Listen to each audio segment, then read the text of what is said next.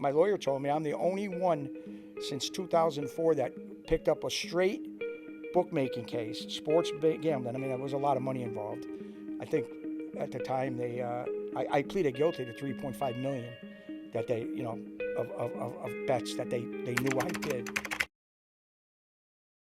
All right, welcome to Covert to Overt. I'm your host, Mark Chauppetta, and we're back with another really great episode.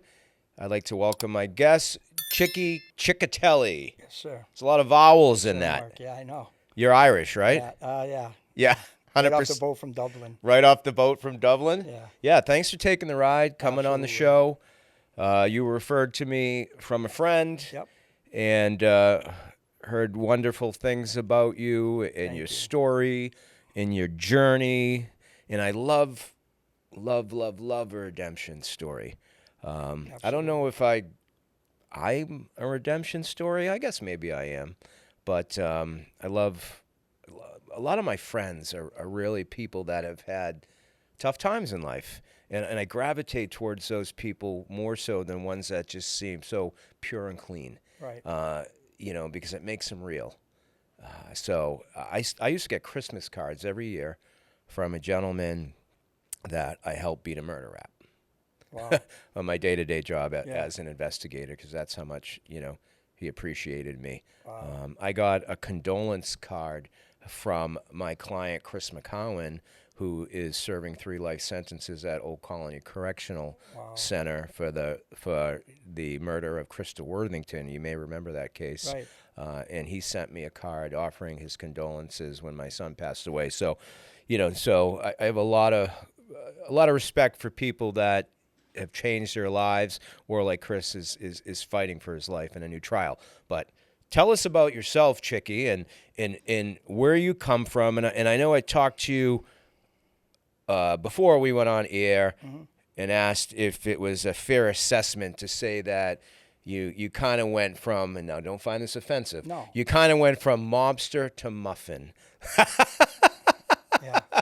A big muffin. No, I'm not talking size-wise. Actually, you used to be a big muffin, but now you're shrinking down to a small muffin. I'm down. I lost a lot of weight. So just tell us about, you had said you're a military veteran, but when did it kind of start to go south for you? Going back prior, I was in trouble a lot in my life. Nothing crazy, fights, and then towards late 80s into the 90s through 2000, it was sports bookmaking stuff, all street stuff. I'm from Springfield, Massachusetts. Okay. And that's a pretty tough town, it really is. It's not, and that's where I grew up. I grew up in a little community called East Springfield, Hungary Hill. Hungary Hill's the home of the Irish. So I hung around with the Irish kids, the Italian kids. And I hung around down the South End my whole life with all the Italian kids. I was very close to all of them. And we just started meeting these sort of alleged gangsters, whoever they were. And I met an in particular guy who I really liked and kind of looked up to him, to be honest with you. His name was Adolfo Big Al Bruno. The only reason I bring him up now is because he was murdered at our social club on November 23rd, 2003. So I was around him for many, many years, and I was working for him and doing stuff. And he'd give us legitimate opportunities, too. We had a bar, restaurant, like a venue with a beach. Mm-hmm. And needless to say, me and my 2 friends destroyed the whole thing in one summer because we were just too young, and it was all about girls, and it was just crazy. So it would have been a great opportunity now, looking back. If we took it differently, we could have got rich probably. So this guy was involved in organized crime. Allegedly, yeah. And this sounds like a Bronx Tale type situation. Right. And we looked up to these guys. I mean, like I was saying earlier before we get into where I'm going with the redemption, but like people have pictures of Boston Red Sox on their wall, and Louis Tiant from back in the day, and all the Carlton Fisk. We had pictures of John Gotti Sr. in my wall. That was our playing cards, if you will. Mm-hmm. So it was just a crazy way of thinking, and so I was around these guys my whole life, and I started taking pinches. I mean, at a state level, bookmaker with no violence. What does that mean, taking pinches? Getting arrested. Getting arrested, yeah. And for the sports bookmaking, as long as there's no violence, if it's state level, it's pretty much a slap on the wrist. You get a year of probation. You got to go through court. And then when you start getting with the federal cases, like I picked up 2 federal cases, when you start picking up the FBI's involved, now it's a whole nother ballgame. You know, we're going to Moakley FBI courthouse in Boston. Yeah, so which I always found interesting, that it's one of the most sought after properties in the seaport. And here's this courthouse, this federal courthouse, and if you look outside the glass windows when you get in there, you're just looking at Boston Harbor. It's beautiful. And there's all these serious crimes going on in there. know. Like, how did a federal courthouse land right there? You're right. I know the view very well. I looked at it all the time when I was there so many times. I should have been the janitor there. But I get what you're saying. It's a beautiful, beautiful, you know, everything about it, the outside. So you start living in this world of bookmaking, which ironically It's legal. Yeah, a lot of these things today, Of course. you know, decriminalization of marijuana, Absolutely. sports betting, people have spent dozens of years in prison for, that's now taxed, regulated, and legal. Exactly. Just like we were doing as kids growing up, loaning money to people. They called it loan sharking. And, you know, you give them money and they'd have to pay you a little more every week, you know, until they pay it off.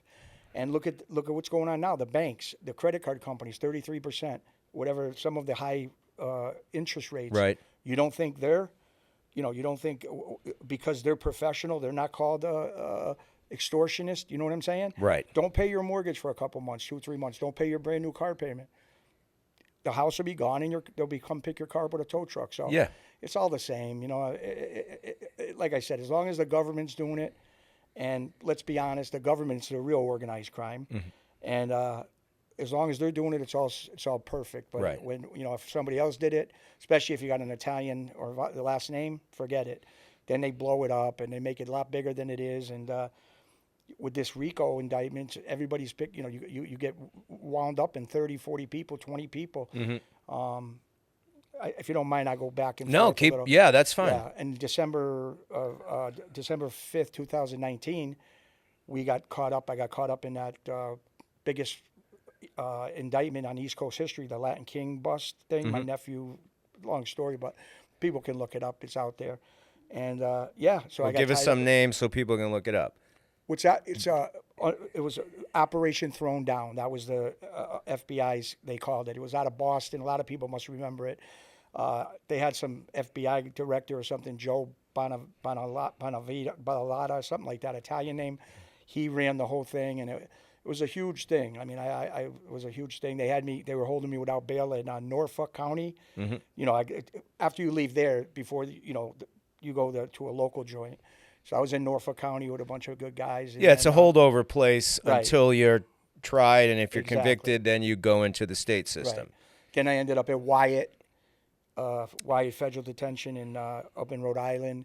And, so I was at all the joints, And then, so anyways, to go back, I take my first FBI case, pinch in 2004 with the organized crime. Was it an undercover sting? What's that? Was it like an undercover it sting? It was for a kid we were dealing with, had opened up to the FBI, and they put cameras in his pizza shop. And, so they had us coming in, getting money from them. And, at the time, it was no big deal. I mean, I was a gentleman to the kid. I said, what can we do let's just resolve this. And, he said, how about, can I give you so much a week? I said, yeah, no problem. No juice or nothing. Just if you owe $7,000, give me $200 a week and pay it off. No headache. Matter of fact, I said, I'll come in. I had my 2 little daughters at the time. They had to probably be, I don't know, 10 or 9 or 11, right around there. I'd say, he had a restaurant. I said, bring my daughters and we eat pizza, play the jukebox, and just hand me $200. Maybe it'll cost me $100 for lunch. So you're only giving me $100. No problem. The whole time he was setting me up. They had FBI cameras and everything. So, and so. So what were you charged with? Sports gambling, sports bookmaking, no violence, because I was a gentleman to the guy. And so it was just a straight, I think my lawyer told me I'm the only one since 2004 that picked up a straight bookmaking case, sports gambling. I mean, there was a lot of money involved. I think at the time I pleaded guilty to $3.5 million that they, of bets that they knew I did, Mud if they ever really knew the real number, but let's keep it at 3.3. You okay? But so, and that's when I took the pinch, and I ended up I'm the last case in Springfield, or in this probably in all of Massachusetts now, that actually went to jail. I went to jail, United States Penitentiary, USP Canaan Camp, and then MCC Manhattan. They had me for a little while, but yeah, I was the only one to actually do time with no violence, just straight sports gambling. And it wasn't a lot of time, a year or whatever it was. It wasn't a lot of time, but the point is, for gambling, it's legal now. Right. So moving forward, if you don't mind me moving forward. You can move forward. We'll move back. Whatever we'll you want to do the do. two-step, whatever you want, Yeah. Chicky. And moving forward, I even back in the 2015, 16, 17, I'm still doing stuff with guys on the street, whatever, just stupid stuff. But we were making money. And 2019, I picked up the big case I already explained about, and then I was on house arrest for a year. I had to wear the bracelet. I couldn't leave the house, only appointments and stuff. And then as we moving forward, I started thinking differently. I mean, they weren't my heroes no more. I seen too much. I seen, so-called brothers. And then when you turn around in court, the only one standing in the court were my daughters, my lawyer, and even my ex-wife came to support me. Right. That's it. All your brothers ain't there, And just don't tell me you changed the Gotti posters to Pete Rose. No, I never. I took the. You get the my pun? Mother, no, yeah. My mother took the Gotti posters down. Yeah. But I never put up Pete Rose. Maybe I should have. Maybe in a different light today, but right. I believe everybody, your life from the past, good, bad, or indifferent, it makes you who you are today. All right. So at a young age, you start working for this gentleman that was alleged to have been involved in organized crime. Anything other than bookmaking he was involved in, or did you turn a blind eye to that? Yeah, what do you do? I don't know. I know he was a restaurateur. He owned a lot of restaurants. He was a very flashy guy. He was like, if I had to compare him to somebody, he was like a John Gotti Sr. of our area. Flashy dresser, the cigars, laughing. I was at his house all the time. We ate dinner every Sunday. His wife would cook for us. He had 5 sons. And I was very close with a couple of his sons, very close to this day. I'm still close with a couple of them, but one doesn't talk to me after everything that happened with his father. What age was this when this all started? When you first connected with him? Were you late teen or early 20s? How old were you? I was just out of the military. Just out of the military. So probably 20, 21. He gave us the venue with the bar and everything to be partners with him. Where we ran it when I was 22.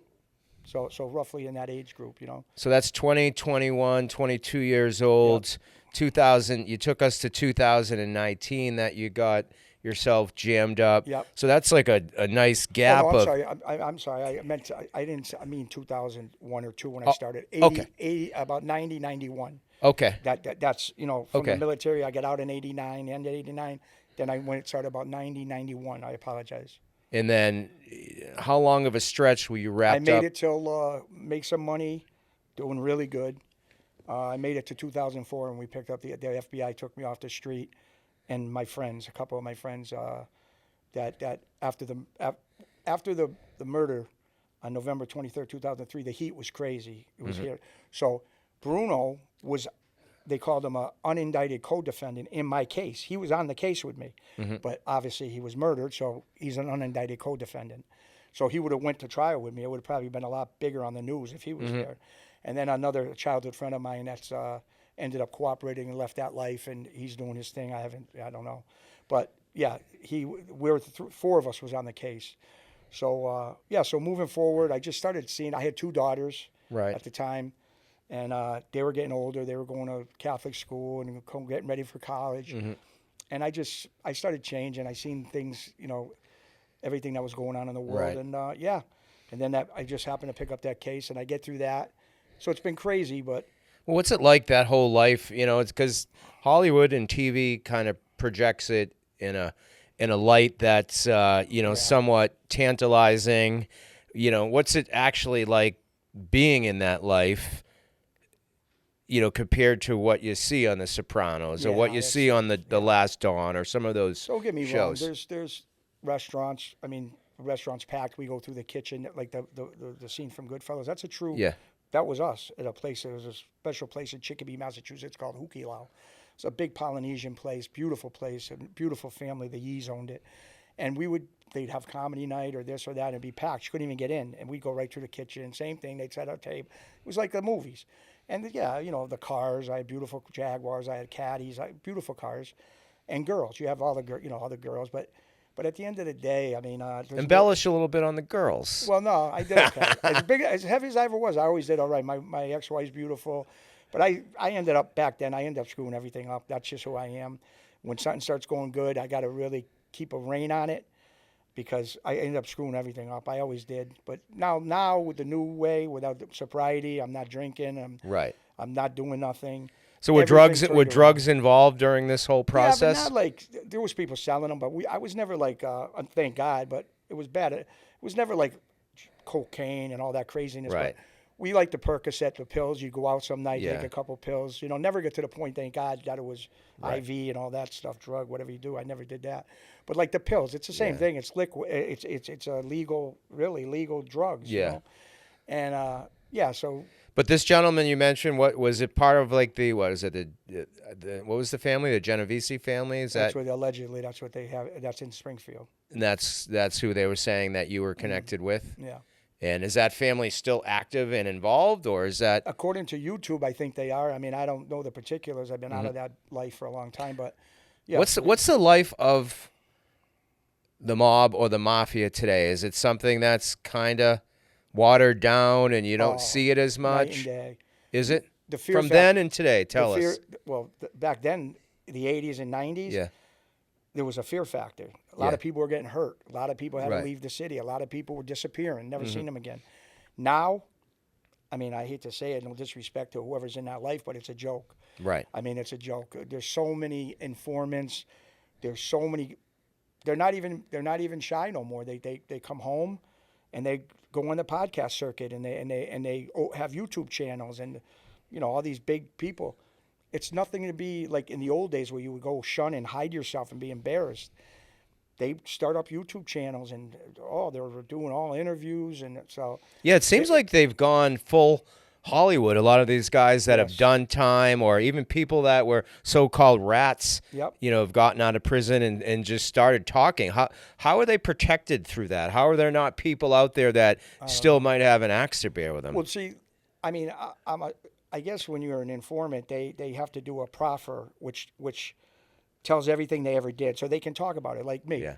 I only talk about things I was convicted of. I mean, Right. it is what it is. I was Yeah. no big shot by any means. I was a little bit of a hustler with, you know, whatever, but I was not a big thing.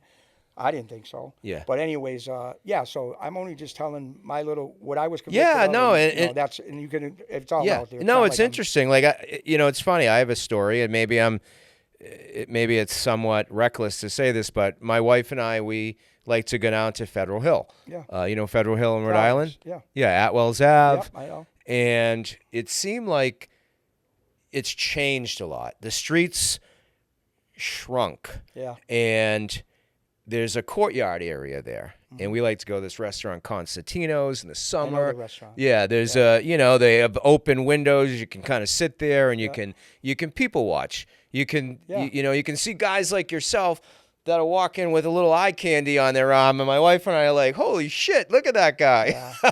And but that's not a knock on you. You got an amazing personality. Yeah, thank you. But what I've noticed is, and there was just recently something that broke on the news about Federal Hill. I don't know if you saw it, but I guess there was a kid zipping down the street in one of those ninja motorcycles. So on the weekends there, it's filled. There's people. They're eating. They're having fun. And this kid's zipping back and forth down the street in his ninja. And a patron on the side of the road took it upon himself to pick up a trash barrel and huck it at this guy. Wow. Hits him right square in the back. He falls off the motorcycle, takes a road rash ride. Yep. And they ended up arresting the guy that threw the barrel and just citing the guy on the motorcycle for reckless driving or whatever.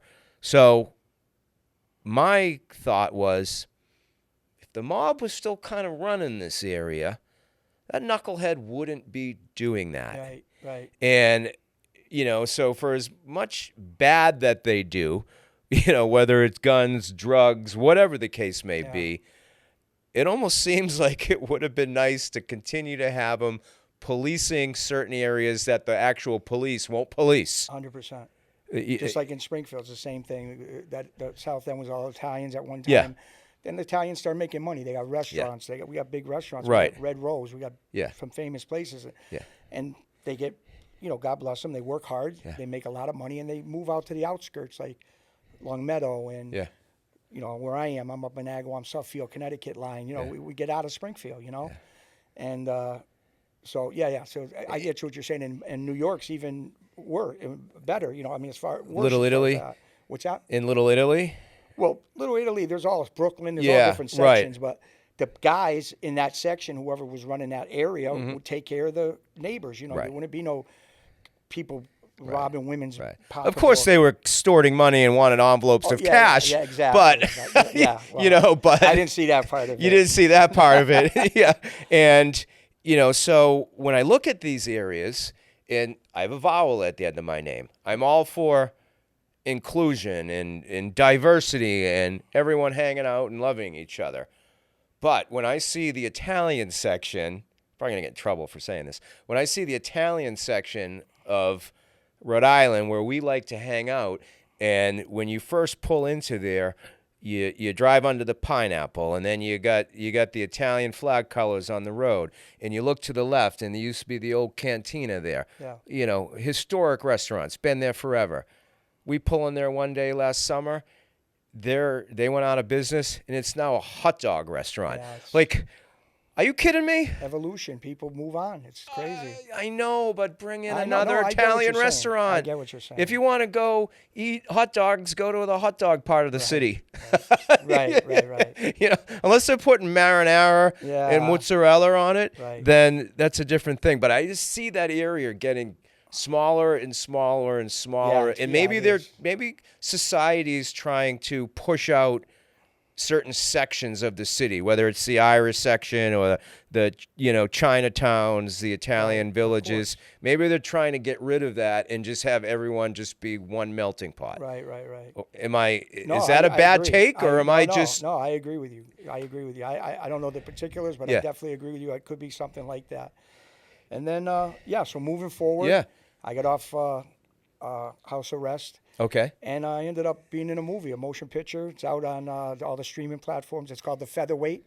Okay. It's about Willie Pep, the boxer out of Hartford, Connecticut. 234 or 233 professional fights. And Leonardo DiCaprio was the production house. He ran all the production, Appian Way. James Matteo, he's in a bunch of movies. Okay. A guy from Southie, Jay Gioni, great kid. Yeah. Was introduced to him by another friend of mine, and what an experience! And now because of that, I'm in the. So they send me the trailer of the movie, and I'm in the trailer. I'm like, I'm not even an actor. We just happened to go there to, maybe me and my friend went there just to kind of, maybe we'll be in the audience or they'll pass us. We ended up getting I got a little bit, but my friend got more than me. But we ended up getting talking roles in a movie. Well, you're very castable, all right. For someone that's kind of dabbles a little bit in the business, you should embrace your stereotype. Right. You should embrace that, because that's an opportunity. And I want to talk about this, but so you serve what? Altogether, you're 58 years old, you said. Yeah. Soon to be 59. Altogether in your adult life, how much time did you spend state and federal inside together? Everything together was probably it was peanut time. But because it was always gambling, but probably the state and a couple of years. Okay, well, that's still a couple of years. Yeah, but there was on and off, 3 months here, 2 months here, 2 months, and then a year at the camp at USP Canaan and MCC Manhattan. But like I said, there was never drug, never violence. Right. Listen. So you're doing time for something that's legal now, which is an injustice. All my stuff. Yeah. And like I said, I'm no. Yeah. You see these podcasts where guys come on. I beat up 30 guys with a bat. I'm not that guy. I'm not a tough guy. I'm still a man at the end of the day, but I'm not that guy. I was always the funny guy, the class clown. Right. Making money. I wanted to make money. I didn't care about playing that role. Oh, you know who I am. Who would you describe yourself most like on The Sopranos? Well, I don't want to say. Say it. Big pussy. Like I who? used to Yeah. like the size. I used to like the size of that guy Vito, but then after he became, he started getting caught. He became a rat. No, yeah, Yeah. and then he got caught fooling around with different. Other, Oh, I see. I see. Yeah, I don't yeah. want to be him no more. Okay. But anyways, that's funny. I just was laughing, but I liked his little size. He was funny, but then whatever. But I don't really compare myself to him. I forgot about Vito. Yeah, and Vito. yeah, hey, you know. Vito spit a 40 or whatever. his name Yeah, was on the yeah. show. But so we did the movie, and So where were you when you got like approached for this? Like, how did they find we you? went to Hartford. They were shooting a movie in Hartford. Yeah. And we went to Hartford to meet the people. We met Yep. a lot of the actors, and the guy who was running the show came up to me, the director, and says, "You got a great look. 100%. We want to use you in the locker room as Willie Pep's Bookie. Like, in other words, you're the guy that hangs around with the cigar in your mouth. Yeah. And I'm in the background. And they played off basically at the time what I look like, I guess. But I appreciate what you said earlier about I should embrace this for roles. But to be honest with you, and I got a lot of people reaching out to me to do this movie and that movie. You want to do Boston and play my kind of character. Right. But I got to be honest with you. Lately, and it's very, very strong with me. Yeah. The recovery thing. I want to talk to people. Yeah. I want to I got a good. I think I have a pretty good little personality. You do. I think I could go into like addiction places and talk to people Right. about what I went wrong doing. Well, take us back to your, where addiction got so bad that you had to Right. recover from it. It was drinking. Like at the end, it was drinking, and you know what it is. As a kid, now that I'm got a clear head, I can talk about this. But I always had like a low self-esteem. You know what I mean? And that's why I chose the military. I wanted to be around guys. I wanted to be part of an army.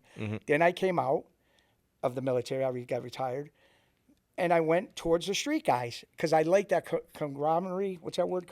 Conglomerate, whatever. You're all around. Camaraderie. Camaraderie. Yeah, Yes. sorry. But That's okay. I wanted to be around that. Yeah. I wanted to have my brothers, and we go out. We go 10 of us, and it wasn't that I was scared to be by myself. I just wanted that.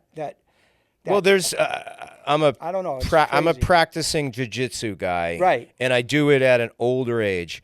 And the best part of it is the conversation in the locker room and just the guys and Yeah. the old school mentality and things that you can say in there that no one's recording. Right.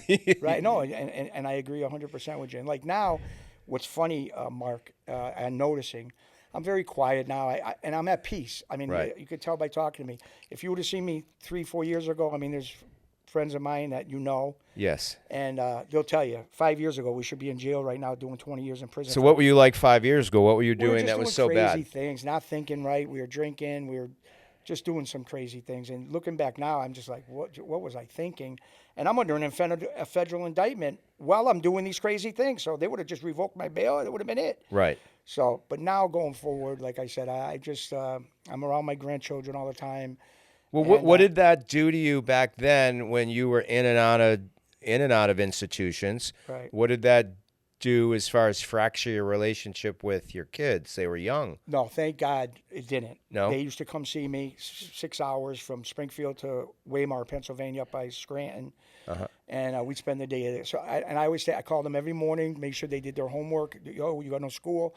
I was on top of them, so it wasn't like I was away. Plus, let's be honest, it's almost insulting for me to say.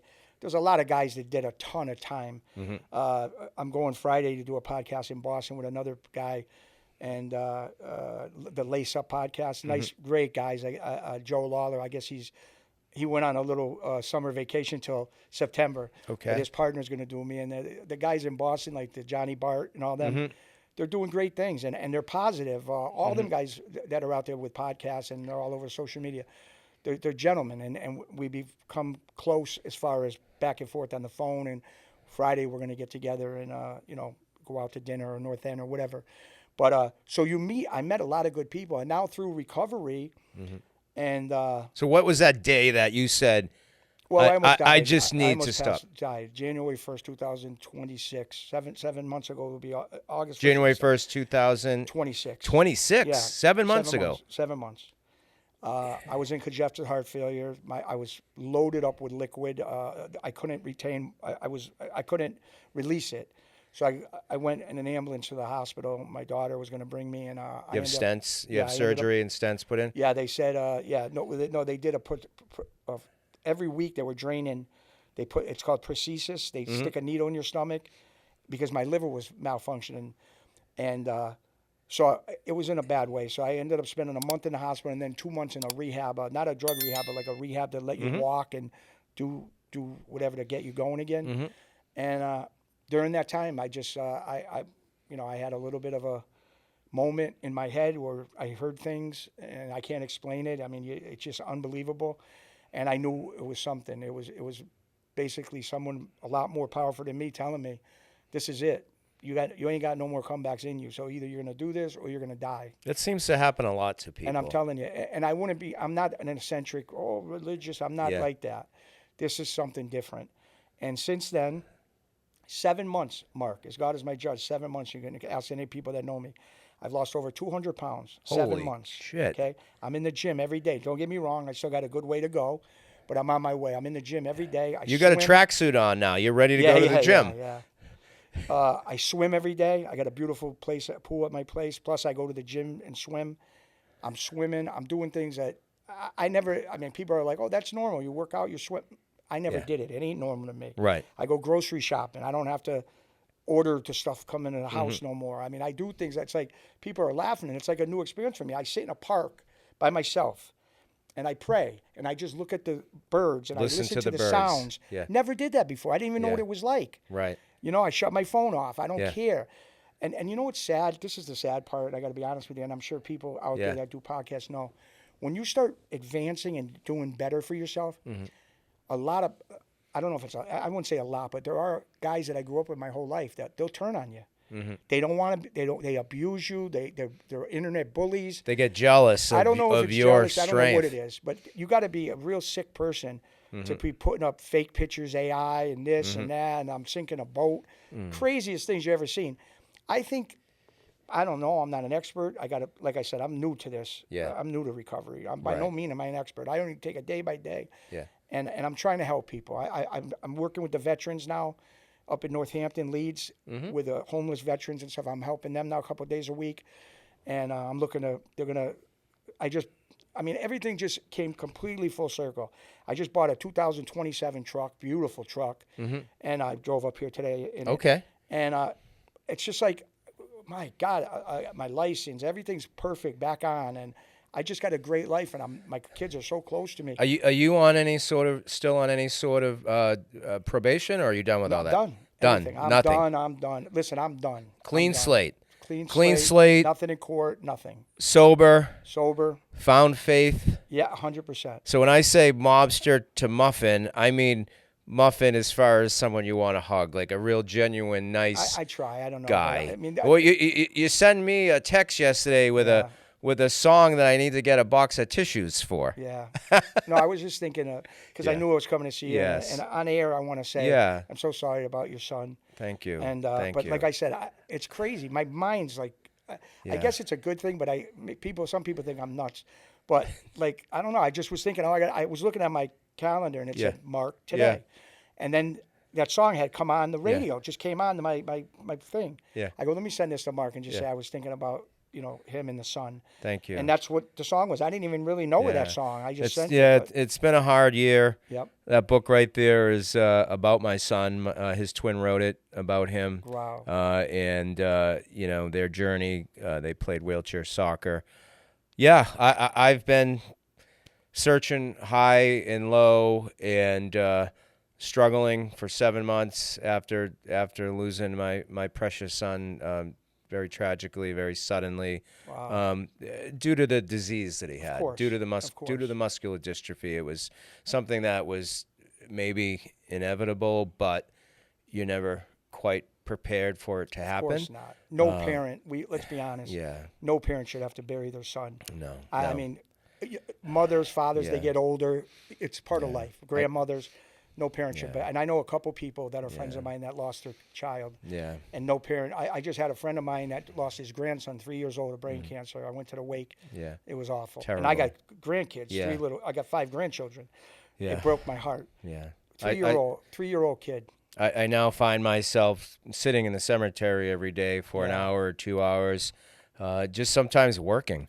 I'm a kind of a mobile private investigator, and I go in there, I find a shade tree, I pull under, and I make phone calls, and I just want to be close to him. Yeah, absolutely. And it's honorable. I'm a very psychotic, crazy, loving, dedicated father. I think friend as well. Like it's just who I am as a person. And yeah, man, it's tough. But I told you before we came on air that I just had a grandson. Yep, congratulations. Little Asher. He's 5 days old. Good for you. And man, he's maybe now with that new news with the grandson. Yeah. Maybe that's in a. I don't know. I'm just saying, but wouldn't it be nice to think that could be your son coming through the baby? I certainly hope so. I think so. There's I believe that. There's a lot of resemblance in him, my grandson, and pictures I look back of my twins. My son Andrew wrote this book about him, so he would be raised knowing who his uncle was and how amazing he was. But yeah, it's hard, and it's hard to wake up every day. Yeah, and I can't imagine. And power through, and and sometimes you lose sight that you have other people that need you and love you, and other children, including my producer behind the camera, and I have stepchildren, I have granddaughters, and it's almost a lot of pressure, to be a stand-up person. Absolutely. It's almost easier just to be a scumbag. Right. I know people, they make fun of me. Right. And I know people, right? Yeah. They make fun of me on social media, and they don't even take care of their kids. Right. They're terrible fathers, terrible family men, right? But they're making fun of me. I got great daughters. I mean, everything as far as that end of my life, even when I was away, they always got taken care of. And my daughters would kill for me now. They're so close. And my grandkids, forget it. Every morning, they extort me every week. Yeah. No, I was good. They call me No Chicky. No, I was good this week. Is that what your name is? No? Yeah, No. Okay, I like that. Yeah, my grandkids call me No. It was a funny thing. If you got a second, I'll tell you. Yeah, we got time. I help my grandson. He plays soccer. Yeah. Okay, so I'm kind of there every game. Yeah. I'm trying to help him. So I was never a great soccer player, but anyways, so the first year he played, funny story. He didn't score one goal. He didn't score nothing. He'd jump on the ground and get mad if he kicked the ball the wrong way. Don't tell me you grabbed the goal and you pulled him inside and say, "Do you know who I am?" No. All right. No, never. So anyways, the second season starts now this year. Just started about 4 or 5 months ago, whatever it was. And he says, No. This year I've been practicing. So I'm thinking last year he didn't score one goal. Yeah. I says, yeah, so what do you want? He goes, can you pay me so much a goal if I score? Oh, he's hustling. So I said, yeah, I'll give you $10 a goal. Okay. Now, he didn't score one goal last year. Yeah. First game, I'm sitting over there in Agawam, Massachusetts. I'm sitting at the place. Yeah. 3 goals. Okay? Yeah. The second game, 4 goals, the next week, right? He scored 2 to 4 goals every game. So finally I said to him, now keep in mind, he's a I know exactly what he was doing. Yeah, he was extorting me. And then he goes like this. With his fingers, he would put his hands together like this after he scored a goal and go, where's my money, honey? And he would come up to me on the sideline. How old is he? He's 5, going to be 6. Holy. Oh, my God, he's so cute. Nazario, his name is. And his favorite player is Cristiano Ronaldo. Yeah.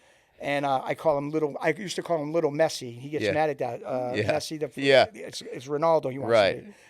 So anyways, make a long story short, so I said, we got to renegotiate. Yeah. I mean, he's 5 years old, 6 years old. He's trying to do bicycle kicks. I'm like, where did he learn this? And his father said, I've been working with, because his father played soccer his whole life. He goes, I've been working with him. You couldn't have give me a little whisper or nod before I made a deal with him? No, what happened was when he was 4, the previous season, he intentionally didn't score any goals. Right. Because he was setting you up for the next year. Yeah, exactly. To hustle you. That's how smart this kid is. Right. Oh, that's really a cute story. So so how much are you in? How much you in the hole for now? What did you renegotiate to? I don't know. I didn't renegotiate. The season just ended, thank God. Yeah. But I bet you I went for about at least $100, $120 in a 4-week period. Yeah, and the thing is, he's probably like, no, I don't want the cash. Just Venmo me. Yeah. No, he ain't got a phone yet. Thank God. Oh, that's Thank cool. God. So moving forward, I Yeah. got some huge podcasts coming up in New York City. This month's going to be a busy month for me.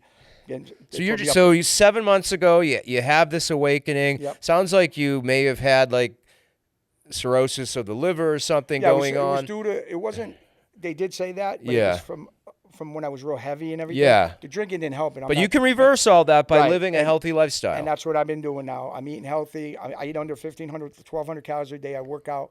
I went for my checkup last Tuesday, a week ago, Tuesday.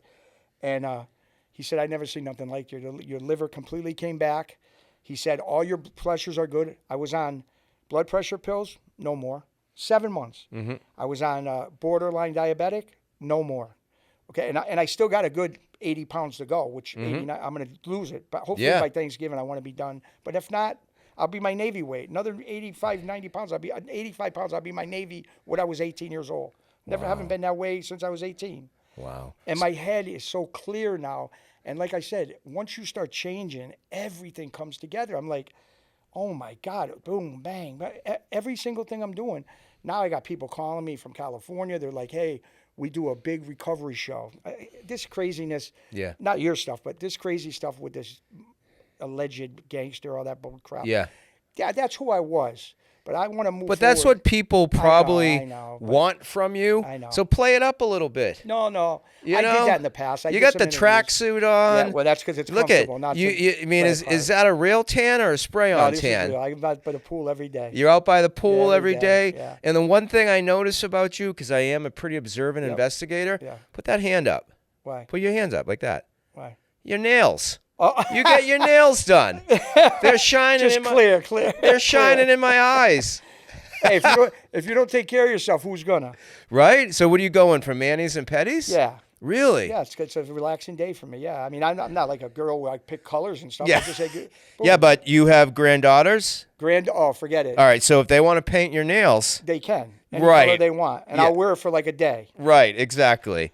But, that's so I think one of the most masculine things about, I mean, I'm sort of a masculine guy, you know. I'm a retired fighter, do jiu-jitsu, I'm a criminal investigator, but I'm also the most sensitive, soft. I'm the same way. I cry every day. Yep. So I think that's strength and toughness more than I agree. acting like you're tough agree. all the time. And I'm telling you, I'm that guy. I'm that guy, and I'm not embarrassed. I say it. Lately I had some friends that really hurt me in a bad way. Not hurt me physically, but mentally. And it broke my heart. But it is what it is. But isn't that part of recovery and part of the I think life so. you used to live? Is separating from the bad influences and finding new people in your life that offer positive behavior? Absolutely. And that's what I believe it's from. God takes people out of your life for a reason. I mean, I'm not saying it was my fault. I'm your friend now. Fault. Whatever it happened, whatever happened. I mean, I'm not perfect. Like me, I'll laugh with you. I'll cry with you. I sent you the song yesterday. Yeah. I'm that guy.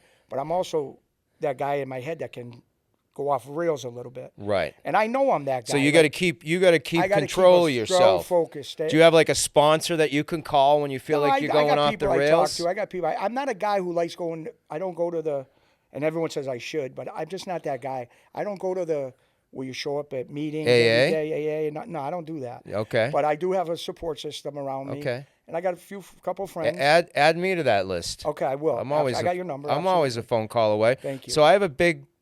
And one of the things I raised these boys with muscular dystrophy.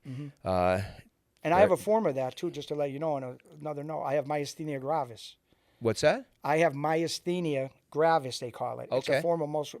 Oh, you do? Okay. Yeah, that's why I was retired from the military. Oh, I had interesting. It's a long story, but I got it in the military. I never had that. My son's had Duchenne's, Yep. which is unfortunately a terminal form. Taking care of them and always being so hands-on, often a lot of my friends would maybe not confide in me in some of their problems. Right. And I was always like, look, talk to me about your life as well, because that makes you know, That's honorable. yeah, and it's important to me. It's Absolutely. not just always about me. I want to know about you because I love you, or I grew up with you. So I have a big case. I can't mention it. I have a big Superior Court case out in Springfield. Oh, good. So I find myself having to travel out there for court sometime. Yeah. So if I have to go out there, Text me. I'll take you to will a nice you? lunch. I want, Beautiful. yeah, but no, I want to walk in the back door. Oh, yeah. Even if it's not busy, well, I'll have the guy bring us through the door. Even if you don't know the owners. We'll go anywhere. We'll go through the side door, the back door, through the sunroof if you want, in the top of the building, whatever you want to do. Is it marinara or is it gravy? What is it? I like sauce. Sauce? You Yeah, call I it say sauce. Yeah, I don't say that. Do you enjoy Italian food? Well, I cut back on all the carbs now, so that's You killing did. me. Yeah, but I eat the Are meatballs carbs? No. I can eat meatballs. I eat meatballs, and I eat different things. Yeah. But I'm not a bit. I have pasta once every week on a Sunday. I have a little Do you 4-inch. get it imported from Italy? What? No. Whatever they have in the supermarket. I don't know Yeah, if but the stuff from Italy, they say, yeah. it just kind of, goes down differently. Yeah. You know? And that's why a lot of the Americanized foods are terrible. Oh, yeah. In Italy, that's why most of them are all thin. It's fresh. Have you been to produce. Italy? I've never been there. Someday. And what part of Italy are you from? Marchigiano. Where's that? It's up there. Somebody was telling me the other day. I never been there. That's where my family was from. Yeah. Before they immigrated, they came.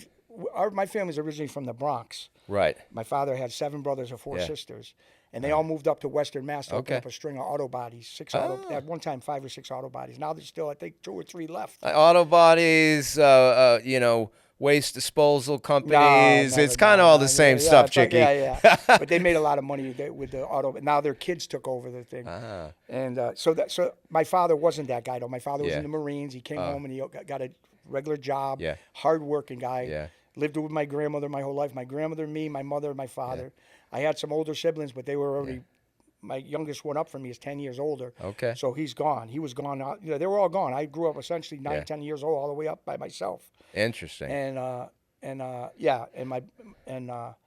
So had my brother and my sister pass away in the last 2 years. It was tough. My oldest brother. You had a lot of factors in your life that Yeah. could kind of take you down, Yeah.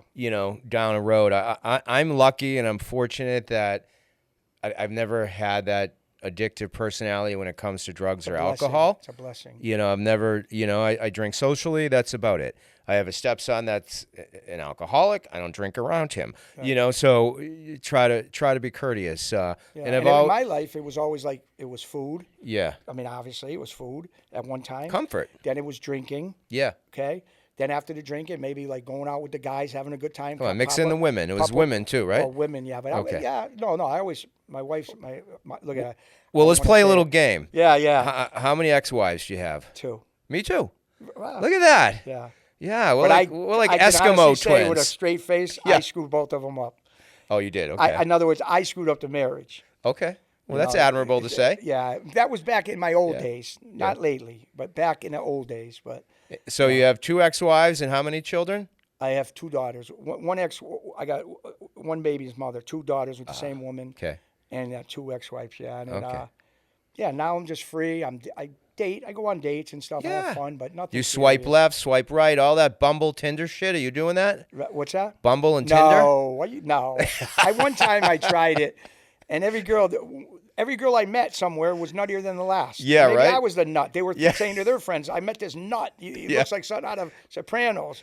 Who knows? And then they have these filters on, Oh, and they my never look God. like they. I should go into the business as an investigator of doing advanced dating work, right? So if they want to go out with someone, if they pick a date, I'll drive there. I'll go into the location through the back door. Yep. I'll scan the area. I'll take a picture of them. I'll send it to And they to let them decide. And if they're like, yeah, I had thumbs a up, woman- thumbs down. I got a funny thing. I had a woman that I met on this internet stuff. Yeah.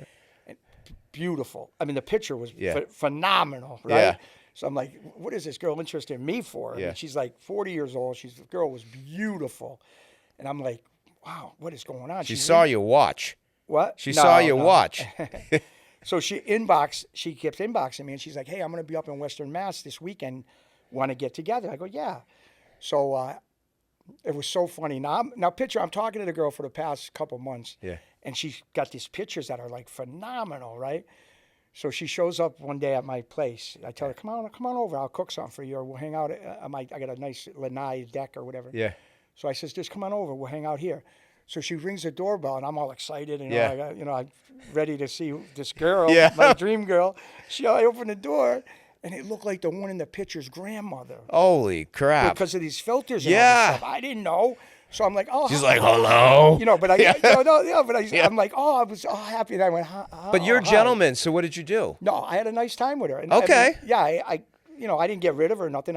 We cooked and whatever.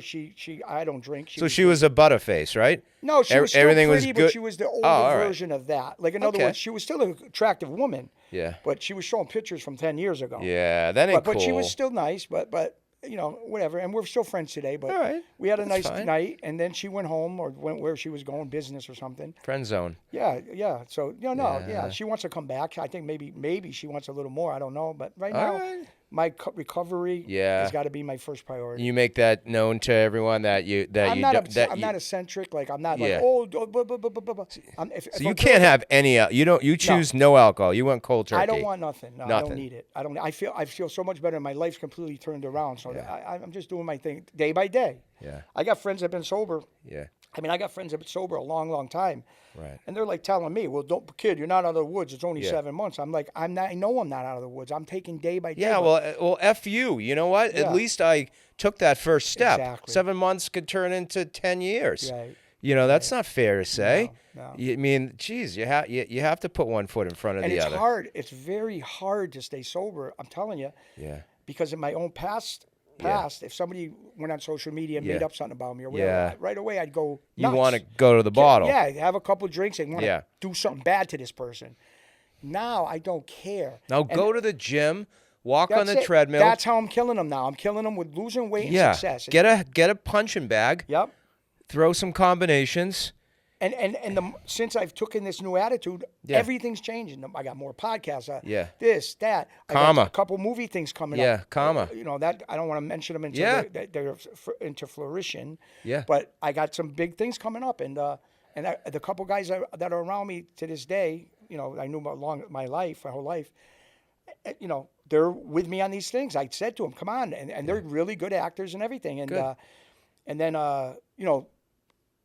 guys out in Boston I used to be friends with, they got their thing going with recovery networks and a recovery center. Yeah. I'm happy. Good. I wish nothing but the best for all of them guys. Yeah.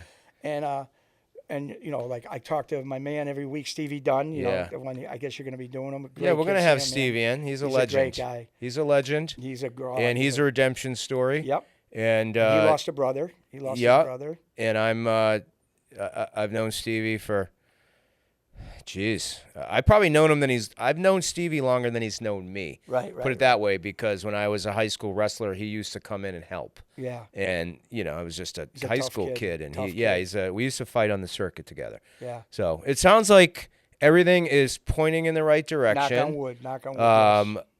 I will say that I don't consider meatballs bad, No, even if they have a lot of breadcrumbs in them. Right. I just love Italian food. No, I do too. Look at It's so hard to avoid. I'd drink sauce by the gallons if I could. Right. I I remember I did a big podcast in Brooklyn about 2.5 years ago, and I was a lot bigger.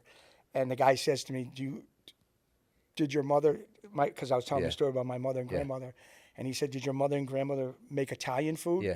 And the comments were hilarious after. I didn't even realize I said it, but he goes, "Did your mom and your grandmother make you Italian food?" I said, "Look at me. Does it look like they didn't cook me Italian food?" And he laughed, but that was the end of it. Yeah. But then in the comments, people were dying. Yeah. And through the grace of God, it was only 2 years ago, maybe 2.5 years ago. It's up to 1.7 million views. Wow. That's Remember big. Anthony Martignetti? The Anthony Spaghetti, Prince Yeah, Spaghetti? Anthony screaming, the kid. So he was a court officer here in Massachusetts. Wow. And I believe he passed away like 2 or 3 years ago. But that was that famous role running down the street up the stairs. The mother was screaming. In the North End in Boston. And me, my last name is Chauppetta with a vowel, but I was adopted and my name at birth was Lentini. Oh, okay. And I was asked by my biological mother to put me into an Italian family. Wow. So I was put into an Italian, well, dad Italian, mom Irish, so I was put It's into a good combination. good, though. yeah, good combination. So I'm proud of my Italian heritage, and on that note, I want to commend you. I want to And same too with your success with the podcast. thank you. I mean, the studio's beautiful. Thank you. It's a great little spot. I loved coming today. Yeah. Wish you the best of luck going forward in your sobriety. I'm going to come out to Springfield and we're going to break bread. Absolutely. Or maybe we'll break the bread and then we'll put it to the No, side. we'll break the bread 'cause and you can eat it. It's too many carbs. Yeah. And I want to go get my nails done with you. I think that I would got be. the place. I think that Chinese lady, unbelievable. Chinese lady does Yeah. it. Why is it always Chinese people I that don't do know. it? That's like their thing. That's their thing? Yeah. Well, it's either that or Yeah. the other thing that they're all getting shut down for. Oh yeah. See, that's part of my sobriety. I can't go to You them places. can't go to those places. All I right, still Chicky. drive by once in a Yeah. while, but I can't, All right, bless you. Thank you so much. You're Mark, a it good was man. pleasure. Thanks Thank for you coming having on. me. I appreciate it. Cool.